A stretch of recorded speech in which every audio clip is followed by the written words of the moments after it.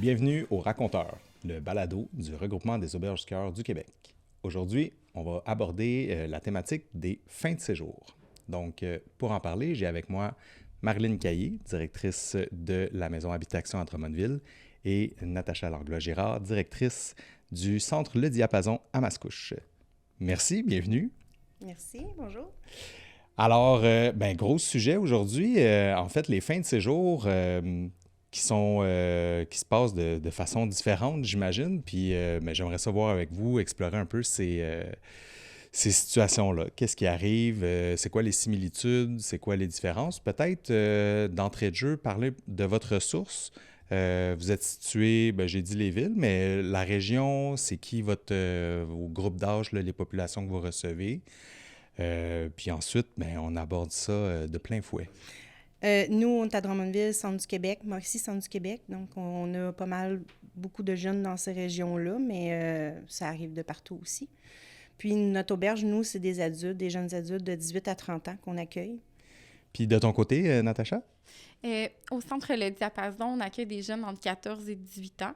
On a aussi un autre service qui est les appartements supervisés où on accueille des jeunes entre 18 et 25 ans. C'est des jeunes qui sortent d'un séjour d'hébergement qui se dirigent vers les appartements supervisés. Pas nécessairement, mais oui, on a certains jeunes qui passent de la maison d'hébergement vers nos appartements supervisés. Allons-y, dans le fond, avec notre sujet qui est les fins de séjour. Ça se passe comment? Une fin de séjour, je dirais, usuelle, là, ou celle qui est la plus fréquente, c'est quoi? C'est un jeune qui part parce qu'il a terminé, il a rencontré ses objectifs, ou ça se passe comment une fin de séjour habituelle? Dans mon cas, les jeunes qui sont mineurs de 14 à 18 ans, ils sont là pour une période de 2 mois. Donc, le but de l'hébergement est un retour à la maison. Majoritairement, les jeunes retournent dans leur milieu familial après leur séjour de 2 mois pour les jeunes dans la maison.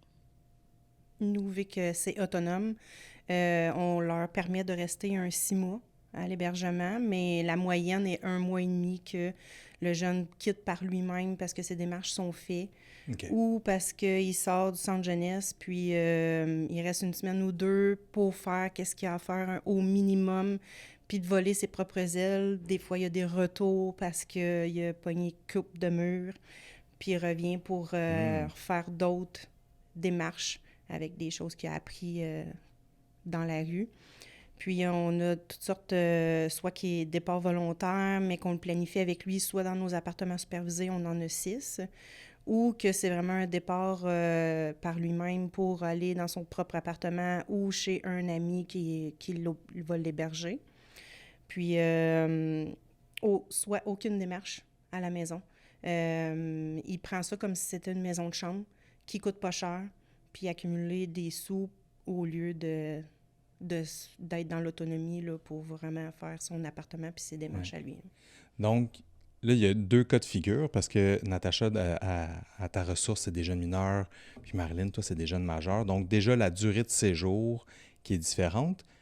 Tu as introduit quelque chose qui est la démarche volontaire ou non. Est-ce que vous pouvez m'en parler un peu plus sur c'est quoi une démarche qui est volontaire pour une fin de séjour?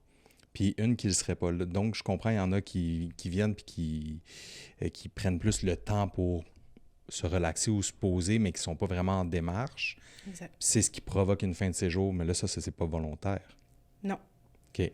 Parce que lui, en fait, il vient chiller dans sa tête, puis il répond, il est en mode survie. Fait qu'il va répondre à nos questions comme si c'est ce qu'on veut entendre.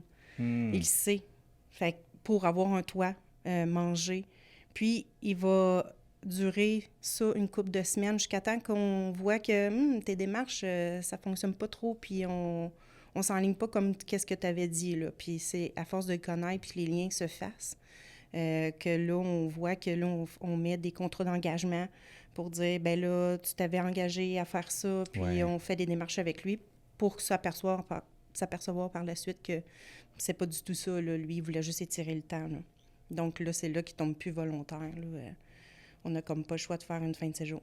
Mais ça, il y a une certaine gradation, là. C'est pas... Non, oui. donc, tu es là à chiller du jour au lendemain, ben écoute... donc, il y a quand même une certaine gradation. C'est pas une fin de séjour immédiate, là. Non, mais ça dépend du chillage. Tu sais, il y en a qui peuvent être dans l'arrogance, puis, tu sais, il y a des limites, là. Ça peut être quand même assez rapide, là, si on le voit rapidement, mais sinon, c'est sûr qu'on fait une gradation pour voir vraiment le vouloir, parce que des fois, ça peut... on travaille avec lui, on fait un suivi, puis là, on élabore les sujets, puis finalement, ben il y avait de l'air chillé, mais OK, là, ça a l'air à y tenter, puis on a des bons succès des fois. Des fois, ça prend le petit wake-up call là, pour dire, écoute, t'es pas juste, c'est ça, t'es pas juste ici pour chiller.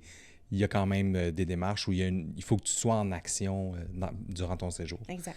Puis avec les mineurs, comment que ça se passe justement, la question des départs, soit volontaires ou non volontaires? Je dirais que la majorité des jeunes qui viennent au diapason ont un départ qui est régulier vraiment vers un retour à la maison. On n'a pas des jeunes qui... C'est peut-être arrivé peut-être 1 ou 2 fois en 16 ans où j'ai eu à rencontrer des jeunes qui ont dit après une semaine non, ça fonctionne pas, je me sens pas bien. Tu sais, souvent, ces jeunes-là vont se rendre compte que dans d'autres familles, c'est beaucoup plus difficile, puis ils vont prendre un pas de recul sur leur relation avec leur famille. Ils vont faire comme, j'aimerais peut-être retourner à la maison, je me sens mieux chez moi, puis, tu sais. Fait que dans ce cas-là, eux vont décider de quitter la ressource, puis comme c'est volontaire, mais on les suit dans leurs décisions. D'autres situations de départ, ça peut être dans des cas de signalement où on doit faire des signalements ou l'école, où il y a un processus qui est déjà en cours. Là, il y a un départ qui va être en famille d'accueil ou en centre jeunesse. Dans ce cas-là, c'est vraiment parce que dans le milieu, c'est pas adéquat, où il y a des parents qui veulent plus le retour de leur enfant à la maison. Fait qu'ils vont faire eux-mêmes un signalement en disant « Nous, on coupe les ponts avec notre adolescent. » Fait qu'il y a des situations où les fins de séjour sont pas des retours vers les milieux familiales, puis plutôt vers les centres jeunesse. C'est sûr que nous, de notre côté, l'attitude qu'on a face à ça, c'est que c'est pas parce qu'il n'y a pas de retour rapidement à la maison, on laisse le temps un peu à la DPJ de trouver un milieu où le jeune va rester un peu plus longtemps que rapidement un 30 jours, puis qui se promène de place en place. C'est un peu la posture qu'on a par rapport à ces fins de séjour-là. Question que le jeune ou la jeune puisse avoir une certaine stabilité aussi, là, parce que j'imagine, puis là, ça m'envoie sur une autre piste, mais j'imagine que même pour une équipe des fins de séjour, tu sais, quand c'est planifié, que les objectifs, tu sais, sur lesquels le jeune ou la jeune voulait travailler sont rencontrés, c'est le fun, mais quand c'est soit à cause d'un placement, d'une situation qui fait que le jeune, non, va pas retourner dans son milieu familial ou...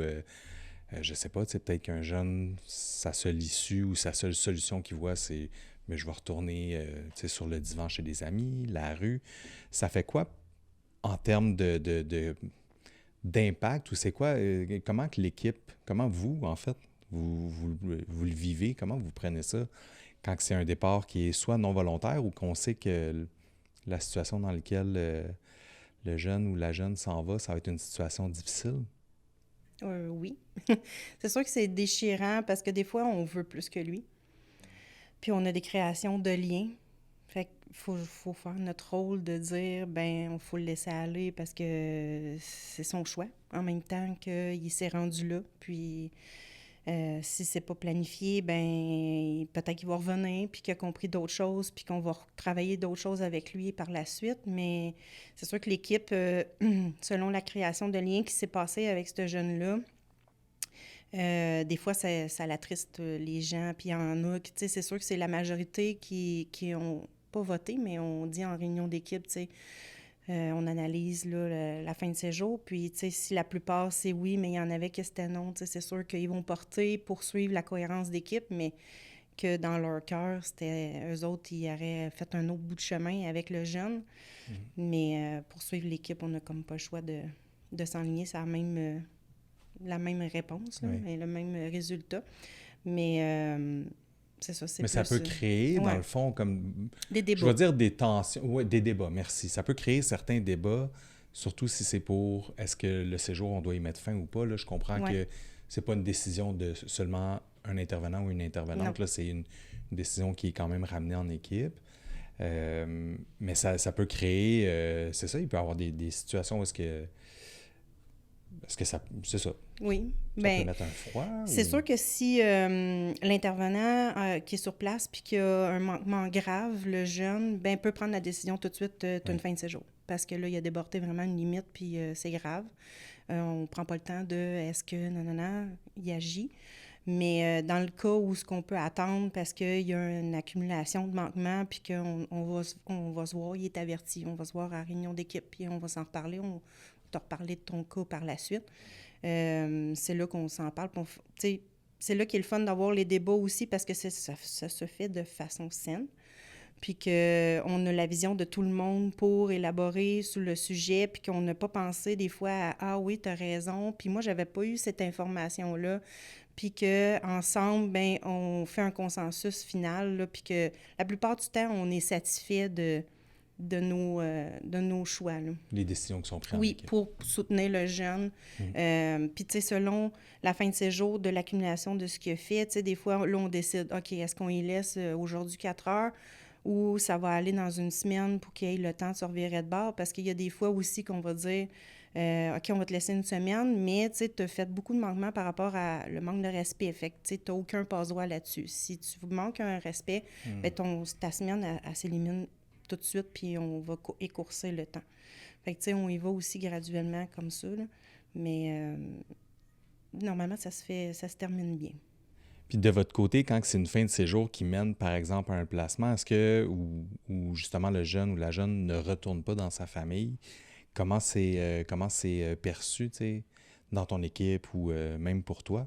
Bien, en fait, tu sais, nous, on essaie toujours de mettre un filet de sécurité autour du jeune, là, s'assurer que, tu sais, il est entouré, puis qu'il connaît l'endroit où il s'en va, puis on essaie de l'accompagner du mieux qu'on peut, puis de répondre à ses questions, puis aussi d'assurer un lien qu'il va avoir avec un travailleur social de la DPJ pour qu'il puisse poser ses questions. Fait qu'on est beaucoup plus dans l'accompagnement avec le jeune, pour qu'il puisse poser ses questions, puis connaître un peu qu'est-ce qui s'en vient, puis les prochaines étapes.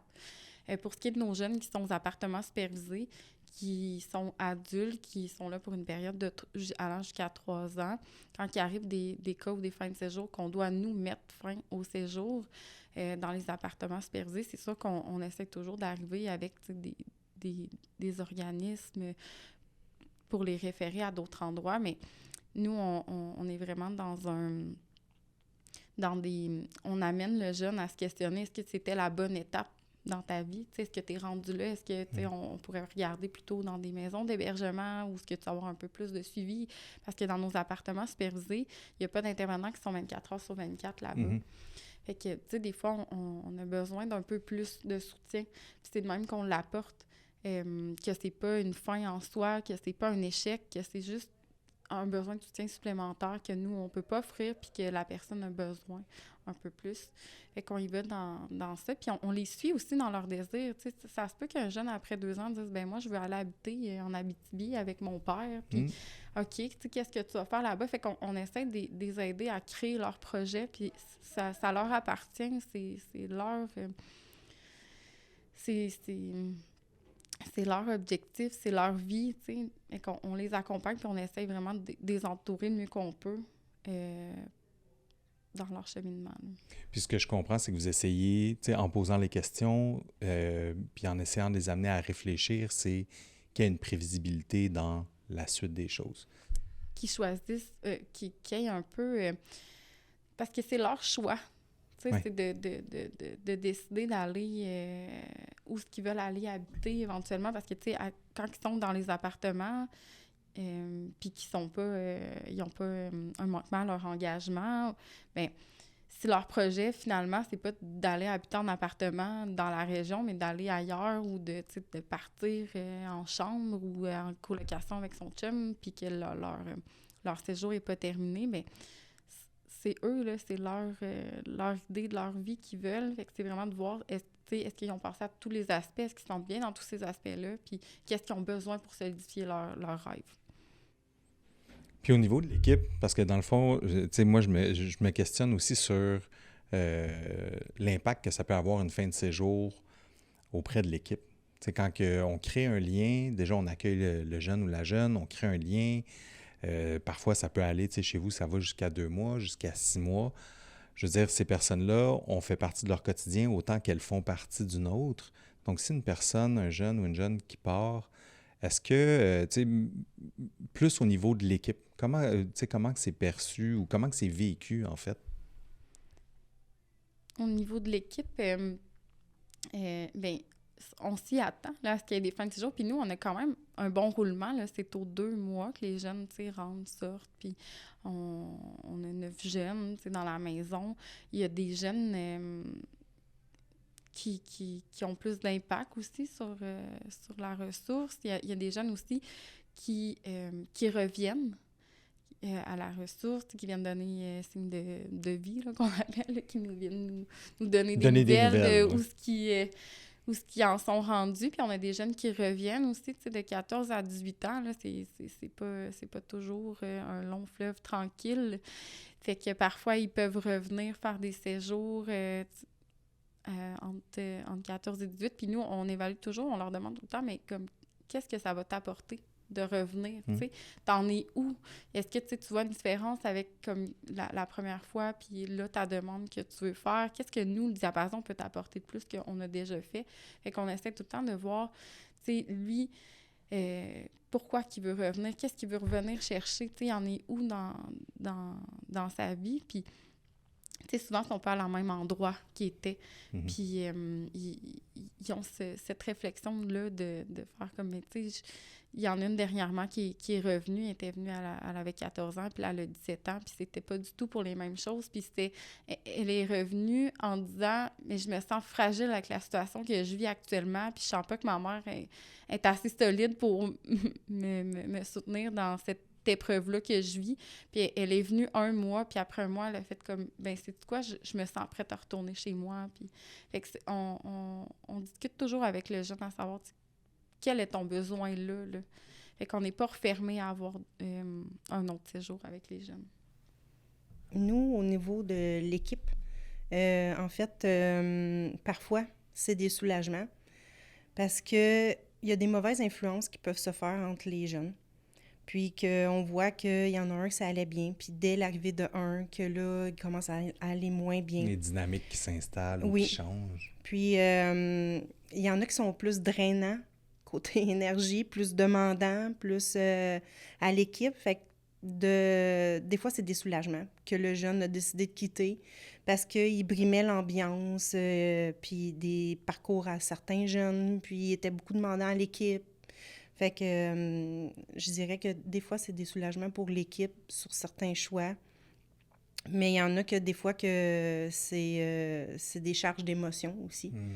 Parce que comme les liens qui se créent, ben ça se fait des fois automatique, puis des fois c'est fort. Fait que c'est pour ça que la suite, dans le post-hébergement, au moins si le jeune revient en visite, ben l'équipe peut le revoir puis continuer à faire les liens.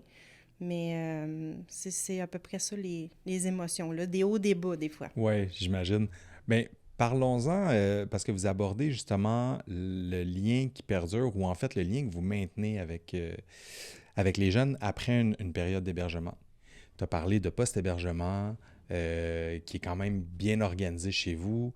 Tu as parlé des jeunes qui reviennent faire un séjour après une certaine période de temps.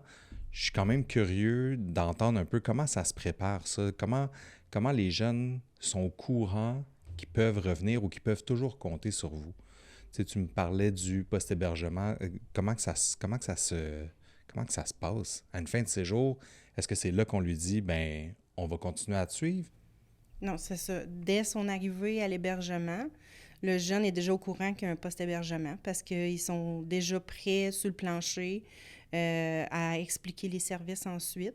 Même s'il fait un dodo, après ça, il peut avoir du soutien ensuite. Puis, ils font partie des activités, des ateliers.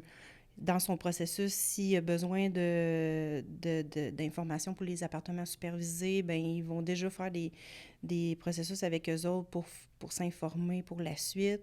Il y a déjà un lien qui s'entend dès le départ. Dans le fond, ton équipe qui s'occupe du soutien en post-hébergement est présente dans la maison pour rencontrer déjà les jeunes qui sont en séjour. C'est ça. OK. Puis les jeunes, comment ils sont au courant qu'ils peuvent revenir? Est-ce qu'on doit attendre un certain temps après un séjour ou... En fait, on a comme plusieurs formes de post-hébergement. Il y en a un, entre autres, qu'on offre à la fin du séjour, souvent parce que les jeunes, quand 2 mois, c'est très court, puis ils arrivent en crise, puis même au niveau familial, là, c'est tendu. 2 mois, on fait des rencontres avec les jeunes, on fait des rencontres avec la famille, on fait des retours à la maison. Mais quand ils quittent après 2 mois, c'est encore un petit peu fragile. Fait que ce qu'on offre, c'est de faire un suivi post-hébergement. Fait que le jeune et les parents reviennent 1 semaine, 2 semaines après. On fait des rencontres, voir comment ça va. On offre des outils au besoin. Puis au fur et à mesure, nous, notre but, c'est pas de créer une dépendance avec le jeune à notre organisme, mais de leur donner une opportunité de venir ventiler sur qu'est-ce qui s'est passé, comment ils arrangent ça, puis tranquillement, pas vite, ben eux sont capables de gérer ces situations-là seuls à la maison. Puis on a des jeunes qui sont un peu plus ponctuels, où ce que, tu sais, ils vont revenir, ils vont cogner à la porte, ils vont appeler, ils vont nous écrire sur Facebook, tu sais, comment ça va, je peux-tu passer, je peux-tu venir souper, y a-tu des ateliers cette semaine? Fait que ça va être vraiment dans des situations ponctuelles comme ça où ils vont venir. Il y a des jeunes aussi qui, comme ça fait très longtemps qu'on est ouvert, puis on a quand même une équipe qui est stable, on a des jeunes qui reviennent après 10-15 ans, puis qui nous disent, ben tu sais, j'ai une situation dans ma vie où c'est vraiment difficile, as-tu un endroit où tu peux me référer, tu sais, où que je peux aller chercher de l'aide? Fait qu'on a des jeunes comme ça qui vont revenir pour nous parler, puis tu sais, ils voient aussi probablement par les réseaux sociaux que les intervenants sont encore là. Fait qu'ils sont pas gênés d'appeler puis de nous parler, puis ils sont contents. Puis même, je dirais que le lien est souvent créé avec la ressource. Parce que, tu sais, il y a des jeunes qui téléphonent puis veulent parler à un intervenant puis il n'est pas là, mais il va dire « Hey, t'as-tu le temps, toi? » Fait qu'ils se sentent autant accueillis par les autres intervenants que par les intervenants qui connaissent plus. Fait que même le lien est fait avec le diapason. Là. Mais c'est super intéressant parce que dans le fond, même si le séjour est terminé, le lien puis le sentiment que je peux me confier ou je peux me tourner vers vous, tu sais, s'il m'arrive un pépin ou juste pour ventiler, juste pour parler ou pour dire, comme tu disais, je vis une passe un peu difficile, tu peux-tu m'aider à trouver des ressources? Donc ça, c'est intéressant. Ça veut dire qu'une fin de séjour, c'est pas une fin de soutien en soi, là. Non. Il y a vraiment un lien d'appartenance qui peut se faire avec eux autres. Puis même la fin de séjour, même si elle se passe très mal, il y a des fois qu'un an après, on entend parler, il revient puis il dit « Tu sais, toi, là, je t'aimais pas parce que t'étais l'inter chiant qui arrêtait pas de me cadrer, puis je t'ai rentré dedans. Puis aujourd'hui, c'est grâce à toi qui étais cadrant que je suis rendue là. » Fait que l'appartenance, le lien, des fois, est fort plus qu'on le croit, puis on le sait peut-être pas ou plusieurs années après. On le sait plus tard, oui. Puis le post-hébergement, même durant l'hébergement, nous, si on a des enfants, bien, le soutien post-hébergement peut aider aussi dans la défense de droit, d'aller à la cour avec le jeune pour essayer de revoir son enfant, la garde. Il y a déjà des démarches qui peuvent se faire même à l'hébergement avec le soutien post-hébergement. Ça veut dire que le lien est vraiment... Parce que là, tu parles même d'un jeune ou une jeune avec des enfants ou des responsabilités parentales. Donc, on crée... C'est le jeune qui vient à l'hébergement, mais le soutien, c'est dans la vie, la vie plus globale, là, ou dans toute sa globalité chez les jeunes. Si on parle justement des séjours vers une autre source, parce que les jeunes vont terminer un séjour, puis peut-être qu'ils ont encore des trucs à travailler ou qu'ils veulent travailler. Puis, comment que ça se passe? Comment on les accompagne vers une autre source pour qu'ils puissent poursuivre leur cheminement ou poursuivre leurs objectifs ou atteindre leurs aspirations? Et nous, c'est pas toujours facile, les transitions vers d'autres sources, surtout pour les jeunes qui ont 17-18 ans. Il y a beaucoup plus de ressources majeures 18 et plus que de ressources qui englobent les 16-20, 16-25. Fait que ça fait un peu un trou de service considérant que nous, nos séjours sont de 2 mois. Parfois, le jeune va avoir 18 ans dans 4-5 mois. Fait que là, on se heurte à des ressources qui attendent le 18 ans. Les ressources qui commencent un peu avant sont souvent complètes, sont pleines. Fait qu'on doit prolonger les séjours. Fait que des fois, c'est plus difficile pour nous, ces jeunes-là de 17-18 ans, 17 et 3/4, qui peuvent pas retourner dans leur milieu familial. Puis actuellement, dans le contexte où ce qu'on est, c'est irréaliste de les envoyer dans une chambre, d'aller les envoyer dans des appartements. Ils n'ont pas les sous, ils n'ont pas l'autonomie, puis ils ont encore moins accès à des appartements. Fait que nous, c'est très difficile pour ces jeunes-là qui sont entre les deux. Puis aussi pour nos jeunes qui finissent leur séjour de 3 ans dans nos appartements supervisés, c'est souvent aussi très difficile de leur trouver une nouvelle place où habiter. Est-ce que parfois, c'est de le référer vers un organisme qui est hors de la région? Je pense à le diapason qui est à Mascouche. Est-ce que des fois, ça va être de l'amener vers Montréal ou vers, je ne sais pas, les Laurentides, en sachant qu'il y a peut-être des ressources qui peuvent répondre?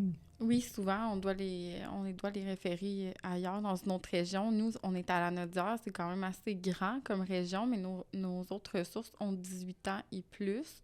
Fait que souvent, on va se diriger vers d'autres régions comme Montréal, Laval, où ils ont plus d'auberges, où ils ont plus de maisons d'hébergement qui peuvent les accepter. Fait que oui, ils doivent changer de région, ce qu'on aime moins, parce que, bon, ils quittent leur réseau social, ils quittent quand même leur famille, ils quittent leur école, leur emploi, tu sais, c'est beaucoup plus loin, fait que c'est déstabilisé là, quand même de les changer de région. Ouais. Puis avec des jeunes majeurs en hébergement ou même en appartement supervisé, comment qu'on fait ou comment que ça se passe le référencement vers d'autres organismes pour les soutenir quand que, par exemple, on arrive à la fin d'un temps que Habitation peut les soutenir, là? Ben, En termes d'hébergement, là, ouais. on n'arrête pas de les soutenir, mais je veux dire, quand que la période d'hébergement se termine, là, on arrive, par exemple, à la fin de la période de séjour, comment ça se passe le référencement ou comment on arrive à les diriger vers d'autres ressources? Nous, c'est sûr qu'on est là pour les aider puis pas pour les nuire, parce que ça dépend aussi de est-ce que c'est une fin de séjour, c'est lui qui s'en va pour voler de ses propres ailes dans une autre région, exemple. On essaie de les soutenir pour aller selon son besoin. Tu sais, s'il dit, moi, j'arrivais, mettons, de Victoriaville, ma famille est là, j'ai un filet social, bien, il y a une auberge là-bas aussi. Tu sais, on va travailler avec lui pour trouver des solutions. Puis, les références, ben avec la divulgation d'informations, ben on peut les aider à leur trouver une autre place là, pour continuer à cheminer, parce que ça ne veut pas dire que nous, ça n'a pas bien été, exemple, que ça n'ira pas bien là-bas. Tu sais, il y a peut-être quelque chose qui s'est passé à Habitation, un lien avec un jeune, que ça a saboté son séjour, ou que le jeune consommait trop celui qui était avec lui en ami dans sa chambre. Puis, tu sais, il y a plein de situations où ce qui fait qu'ailleurs, il peut très bien évoluer puis avoir une autre chance, là. Oui, que ce ne sera pas nécessairement la même dynamique qui va se Non. reproduire. Puis là, tu disais, tu sais, il y a une auberge du cœur à Victoriaville. Dans la Naudière aussi, vous êtes quand même 4 auberges, 2 mineurs et 2 majeurs. Est-ce que ça arrive des jeunes qui font des tournées régionales? Oui. Je Oui. dis tournée régionale, là. Oui. Mais oui, donc, tu sais, puis ça, est-ce que c'est quelque chose qui est fréquent Quand même. quand même? On en a quelques-uns. On parlait, tu sais, du contexte qui est peut-être difficile pour se trouver un appartement ou même une colocation, là, avec on le voit là, depuis des mois, des années, là, les prix des loyers tu sais, qui explosent. Est-ce que ça participe, dans le fond, à recréer régulièrement des séjours ou des changements d'une ressource à une autre? Bien, dans notre cas, ça arrive souvent. « Ah, je vais retourner à Trois-Rivières, les logements sont full pas chers dans ce coin-là. » Mais, tu sais, le coût de la vie, il va avec aussi. Un coup qui est rendu là-bas, qu'il n'y a plus de filet social. « Ah, là, je vais revenir. » Tu sais, même mon son, il a dit. Il fait des essais-erreurs, mais ils se promènent. Ça peut arriver souvent qu'ils ont fait un peu le tour, qu'on se rend compte qu'ils ont été à Source-Soleil à Sherbrooke, à Victoriaville, à Drummond, puis à Montréal, à Drummond, à Victo. Ils se promènent un peu dans les auberges, puis c'est sûr qu'à un moment donné, on comprend qu'il y a peut-être un pattern, là. Puis c'est surtout que c'est 25 ans et plus là, que ça peut arriver, là, mais c'est pas à tous, mais ça arrive quelquefois. Ça arrive, oui. Ça peut aussi être symptomatique de la crise, justement, du logement ou de tout ce qui entoure une fin d'un séjour dans un hébergement qui est quand même structuré vers une vie plus autonome, là. Puis chez vous, hein? Chez nous, ça arrive, je pense, un peu moins souvent. La Naudière, c'est très, très grand comme territoire, puis on est vraiment dans les deux opposés, les maisons mineures. Nous, on est souvent reliés avec le système scolaire. Fait que ce qui arrive, c'est qu'on dessert chacun une commission scolaire. Fait qu'un jeune, tu sais, peut pas aller dans le nord de la Naudière puis avoir un transport scolaire pour son école. C'est la question du transport. Oui, souvent, ça va couper ça. Ça n'empêche pas qu'il y ait des séjours qui se font quand même, là, tu sais, dans une ou les autres auberges, puis dans l'autre auberge, puis qu'on a, nous aussi, le même jeune. Ça arrive parfois, mais j'ai l'impression que c'est beaucoup moins fréquent que dans des auberges majeures. Surtout que la DPJ, elle doit se positionner quand un jeune est en situation d'itinérance. Fait que si le jeune se promène d'auberge en auberge, nous, on doit avoir les autorisations parentales pour que le jeune soit hébergé dans notre ressource. Fait que si le jeune n'a pas de contact avec son parent, ça va être à la DPJ à le prendre en charge. Ça va être un signalement. Oui. Oui, OK. Puis j'imagine, ben là, tu sais, dans des régions, justement, Montréal, où est-ce qu'il y a quand même beaucoup de ressources, ça aussi, ça doit créer peut-être ce pattern là, de « Oups, tu sais, j'ai pas d'autre solution, ça fonctionne pour moi l'hébergement, donc je vais essayer de me trouver une place d'une maison à une autre. » Ça m'amène peut-être sur la question des séjours multiples. Tu en as parlé ou tu as fait allusion au fait que des jeunes peuvent revenir après une certaine période de temps. Mais je serais curieux de savoir pourquoi ces jeunes-là, après une fin de séjour, reviennent à l'auberge. Qu'est-ce qui les ramène dans un séjour en hébergement plutôt qu'un appartement supervisé ou du logement social? Qu'est-ce qui fait qu'un jeune ou une jeune revient après une fin de séjour? Il y a plusieurs situations, soit que selon comment il a quitté. S'il a quitté chez un ami, puis que là, ça a mal tourné, ben il peut revenir parce qu'il se retrouve encore dans la rue, d'essayer de lit par lit avec des amis. Mais il y a aussi qu'il peut avoir perdu son travail, puis là, perdu son logement. Puis avant d'arriver là, nous, on a une subvention vers un chez-soi qui peut aider à payer une partie du logement avant d'arriver à l'itinérance. On essaie de trouver des solutions avec, si on a encore un lien. Puis, si par la suite, c'est sûr que là, on ne peut pas maintenir à payer le loyer à tous les mois, mais si c'est par la suite, ça ne fonctionne pas, bien, ça se peut que là, il refasse une demande chez nous là, parce qu'il va perdre son loyer au lieu d'accumuler une dette. Puis, il y a d'autres façons aussi de perdre son emploi ou de vivre d'autres échecs, là. Bien, pour nous, c'est l'adolescence. C'est un cheminement, c'est des étapes de la vie. C'est aussi, quand tu arrives à 14 ans, tu as un niveau de maturité qui va être différent que quand tu as 16 ans. Fait que ça se peut qu'il y ait d'autres choses qui se produisent dans ta vie ou d'autres conflits avec tes parents. Ou, même des fois, les jeunes, ils viennent pas nécessairement parce que ça va pas bien avec leur famille, mais parfois, ben ils vivent l'isolement, puis ils vivent l'anxiété, ils ont des problématiques qui sont pas reliées nécessairement avec la famille, puis qui ont besoin d'un répit, puis de sortir un peu de tout ça, puis d'essayer de voir qu'est-ce qui se passe, puis le diapason peut apporter ça aussi.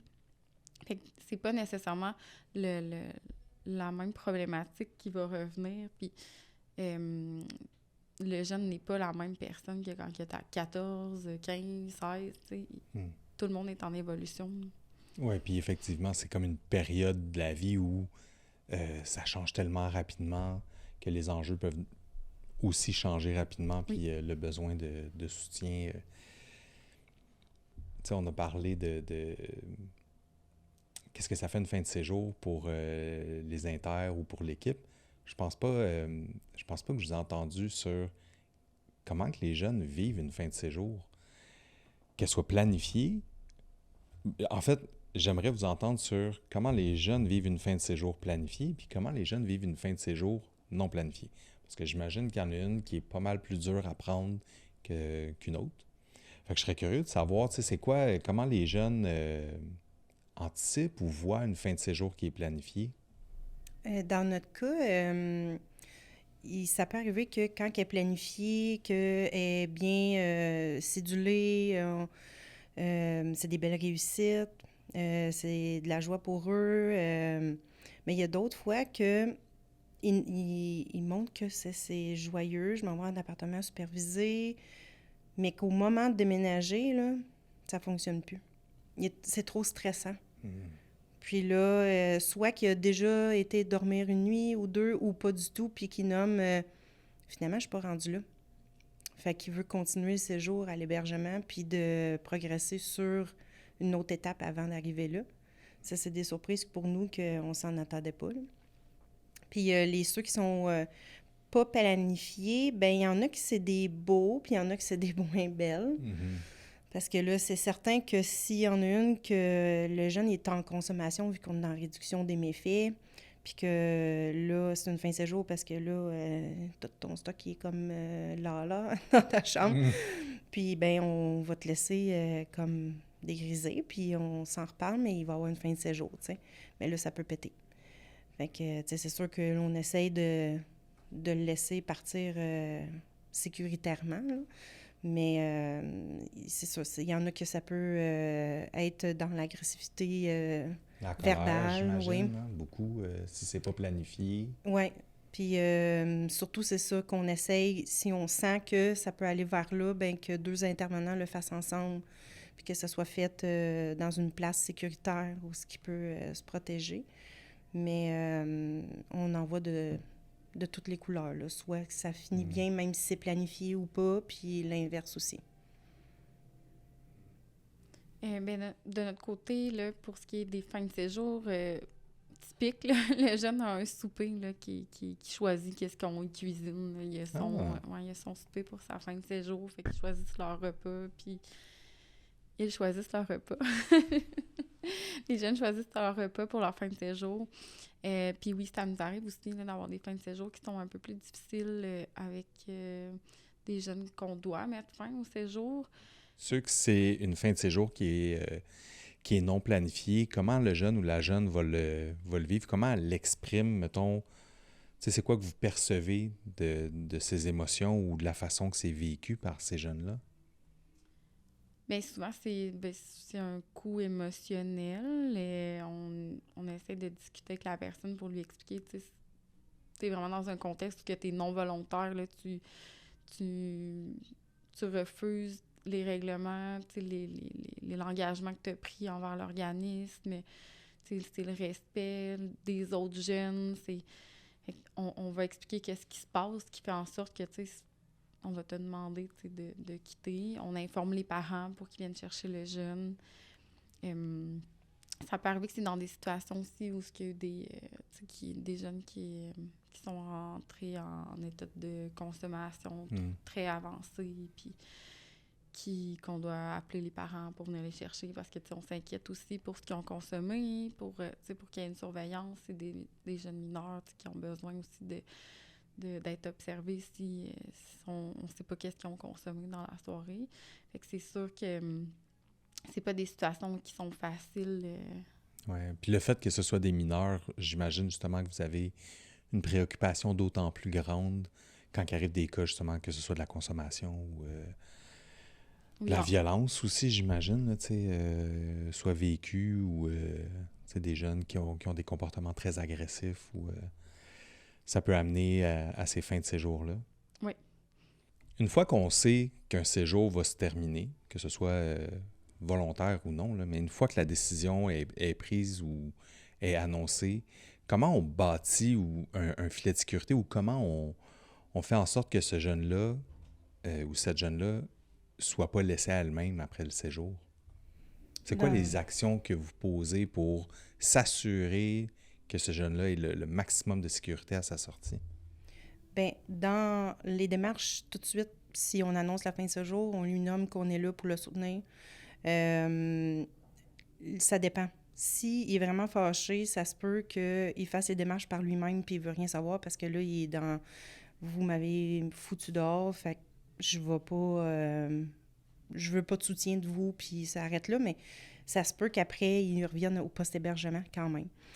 Mais s'il veut vraiment de l'aide, ben dès la fin de séjour ou qui est planifié, on cédule avec lui, tu sais, si tu veux t'en aller dans quelle région, on regarde c'est-tu une auberge, c'est où que tu vas aller, un appartement, puis après ça, on l'aide dans ses démarches pour soit faire des appels, l'accompagner, puis même on peut faire des déplacements avec lui, là. Ça arrive aussi là, qu'on peut faire, il n'y a vraiment pas de famille autour qui peut le ramener à quelque part ou autobus.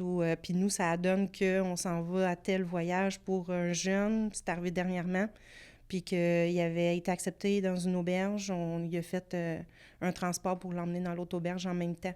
Fait que c'est vraiment de s'assurer qu'il puisse se rendre oui, de manière sécuritaire. de manière sécuritaire.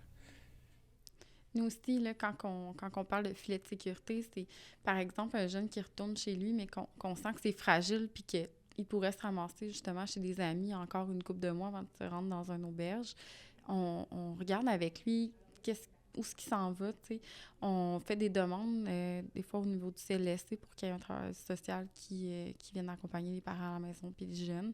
Puis on regarde aussi les organismes du coin. Nous, durant le séjour, là, il y a les travailleurs de rue viennent souper à la maison, les infirmières, les policiers communautaires.